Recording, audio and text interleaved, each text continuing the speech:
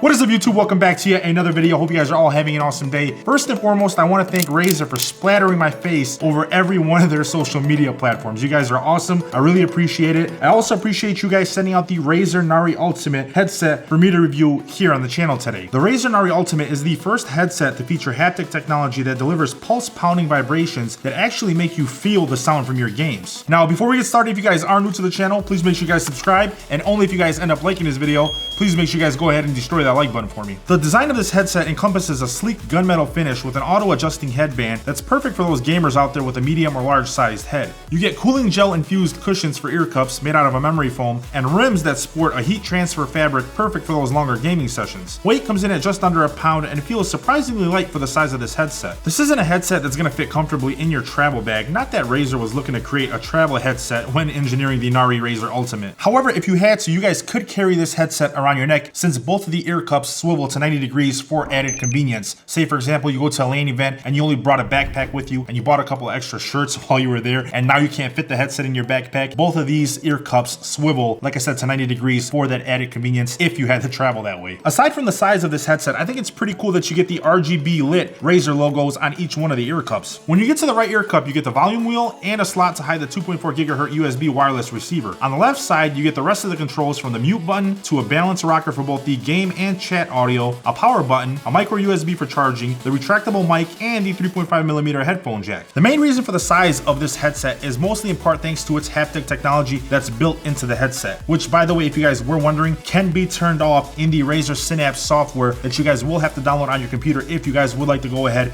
and customize this headset. There is no way to turn off the haptic technology on this headset from your console or from your mobile device. So if you guys do plan on traveling with this headset, please make sure you guys have your laptop with you so you can download that Razer Synapse software if you somehow forget to turn it off before you guys go ahead and decide to travel with the Razer Nari Ultimate. I kind of wish there was a button here on the right ear cup. There seems to be plenty of room for it to where you can turn off the hypersense activity at the convenience of a button instead of having to go into that software and turn it off and turn it on every single time. I would like to see that possibly in a future refresh of this headset, along with them possibly making the headset a little bit smaller, because if you look at it from this angle, it kind of looks like a double stacked headset, which is completely fine if you plan on using this headset at home and if you have a medium to larger sized head. But for those of you guys that have a smaller head out there, I would kind of be worried about this headset flying off of your head at the slightest movement that you make. Comfort was definitely not spared thanks to these super soft ear cups you get with this headset. At first I thought I might have an issue with the auto adjusting headset. However, gaming with it all night didn't seem to cause much of a problem for me. I could see this headset sliding around more for those of you out there that do have a much smaller head, so definitely something to think about if you guys are interested in purchasing this headset. Getting into the tech of this headset, it's powered by Razer's Synapse software where you can fully customize your audio and adjust the sound and bass boost in the equalizer, or by selecting featured presets based on gaming, music, and movies. You can also adjust your microphone settings and customize your chroma lighting if you guys would like to go ahead and save some power while using this headset. Speaking of power, this headset does not have to be powered on to be able to connect to any mobile device or audio device out there that has a 3.5mm audio jack. Battery life comes in at 8 hours according to Razer, and that's with both the hypersense and the chroma lighting enabled. With both of those turned off, you get the normal 20+ hours of battery life with this headset. Let's get into the gaming performance next with this headset, since that is what it primarily focuses on with its haptic technology. Now, the haptic technology with this headset is designed to rumble and sort of shake based on the audio cues that are given to the headset from whatever game you guys are currently playing. Now, currently my favorite game to play obviously is Call of Duty Warzone. You guys already know that, and that's the game that I used to test out this headset. Now, the first time someone threw C4 and detonated it on Call of Duty Warzone, it actually almost made me jump out of my seat, because it's definitely something that you're not used to. So if everything's quiet and someone goes ahead and throws C4 in Call of Duty Warzone and detonates it, it feels like your whole chair exploded. I definitely wasn't ready for that C4, and this being the first headset that I've ever tested with haptic technology, it will take some getting used to for you guys, assuming you guys are purchasing this headset for that technology. It was kind of funny to see. It would have been funny to see if I would have caught it on video. I was going to stream last night with this headset on, but I thought to myself, let me just test it out off stream first to see and make sure I know what I'm doing before I start jumping in and giving honest opinions on stream about this headset before doing an in-depth review on it. I'd say I went about an hour with the haptic technology turned on before it became too much for me and I had to turn it off. It's not that it was terrible, however, I did find it a bit too sensitive for me playing Call of Duty Warzone, and it felt like it kept vibrating my eardrums more than it should have, so I just got sick of the feature and ended up turning it off. Some of you out there might actually love this feature, and I'm assuming that's why you're purchasing this headset to begin with,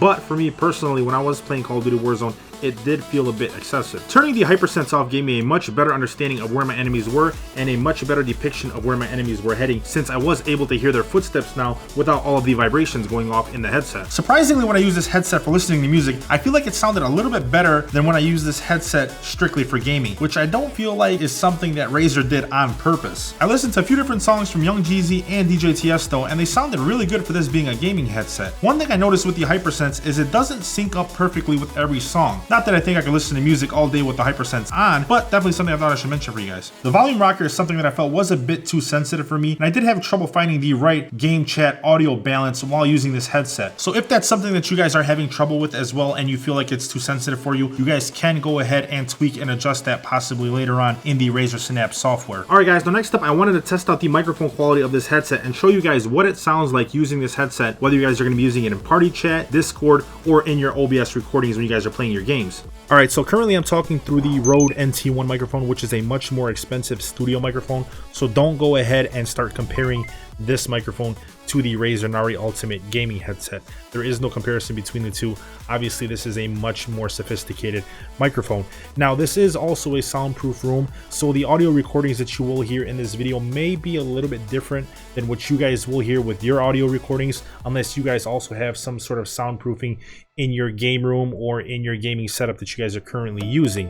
Now, let's switch over to the Razer Nari Ultimate gaming headset to see how this headset sounds versus a much more expensive studio microphone. Alright guys, so now we've switched over to the Razer Nari Ultimate gaming headset, and this is what the microphone sounds like with this headset. I just want you guys to know I have not taken this audio recording and fixed it or adjusted it in any way, shape, or form with Audacity or any other audio platform or software out there. I just want to give you guys an honest, right out of the box review on what this microphone sounds like with this headset. Like I said, obviously do not compare it to the much more expensive studio microphone. I just wanted to give you guys an idea of how this headset sounds like in a soundproof room like this. Now, this may sound just a little bit different from what you guys hear with your headset when you pull yours out of your box, because like I said, this is a soundproof room. So unless you guys have some sort of soundproofing or you guys have the headset in an area where there isn't too much echo, this is what your microphone on your headset should sound like. Now, this headset does come in at a price tag of $200 and currently is the best gaming headset out there to support that hypersense technology. So if you guys are interested in that technology in a gaming headset, I would highly recommend the Razer Nari Ultimate gaming headset. However, if you guys are looking for the best wireless gaming headset out there at a much cheaper price and something that has a little bit of versatility that might look a little bit better when you guys are traveling, I would highly recommend the SteelSeries Arctis 7 gaming headset. I did a full review on that headset a couple of weeks ago here on the channel, and I will have that full review linked down below in the description for you. Now, if you guys would like to purchase either one of these gaming headsets and support the channel at the same time with no extra cost to you guys, I will also leave Amazon affiliate links linked down below in the description for you. That's gonna wrap it up for the Razer Nari Ultimate review. If you guys did end up liking this video, please make sure you guys go ahead and destroy that like button for me. Thank you guys for watching. I hope you guys enjoyed the video. I'll catch you guys in the next one. Peace.